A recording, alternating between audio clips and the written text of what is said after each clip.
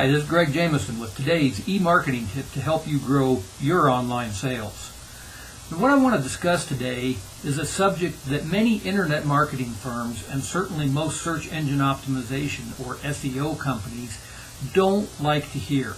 And that is the fact that there is better ways to drive traffic to your websites than search engines.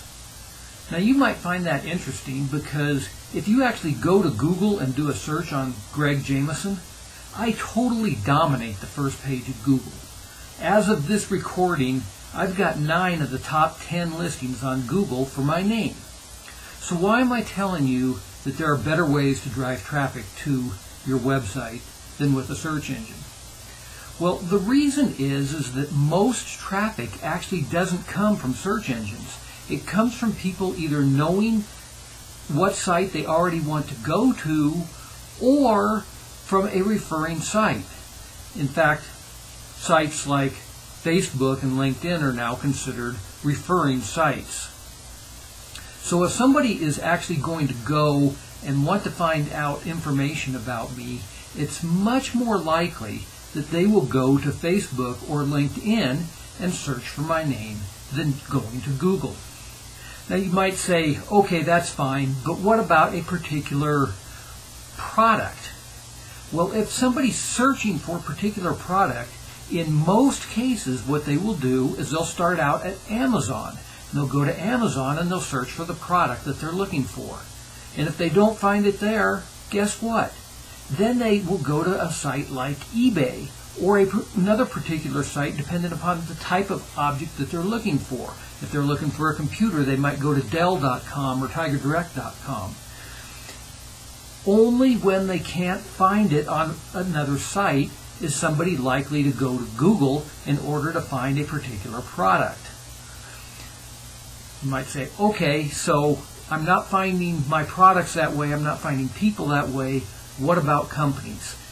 As it turns out, most people will simply go to the address bar and type in the URL of the place that they want to go to. So if I'm looking to go to a site, say IBM, I will just go up to the address bar and type in IBM.com. If I'm looking to go to Microsoft, I'll go to Microsoft.com. One of the really interesting statistics that I've seen over many years of running hundreds of websites is that people will sometimes use search engines and actually type in the URL into the search term. They might go to Google and type in Microsoft.com into the search, or even just Microsoft. You know what? They already know where they want to go. That's not really a true search because they already know where they want to go. I'm going to show you some charts here that back up what I'm saying. And as I said, I run hundreds of websites. Some of these have thousands of visitors a day, and it's consistent that there are better ways to drive traffic to your website than just relying on search engines. This is the kind of chart that creates these types of misconceptions. It shows that Google is accounting for 73% of the visits. But that is 73% of the visits from search engines, not total visits. It's more interesting to actually take a look at where all of your different traffic comes from. And in most cases, you'll see an average of search engines producing somewhere between 5% and, say, 12% of your search traffic. In a few cases, you might see search engines producing as much as 25 or 30% of the total traffic that's coming to your website. Now, obviously, that's important, but if you take a look at the rest of the traffic, you can see that referring sites and direct traffic account for more total traffic than the search engines do.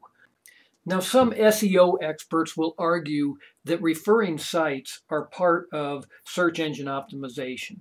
And they can say that if they want to, but the fact is that you get more traffic from referring sites and direct traffic than you do from search engines. So it's my recommendation that you put your marketing efforts into getting in even more inbound links from referring sites. So remember, you don't get to be popular by being number one on Google.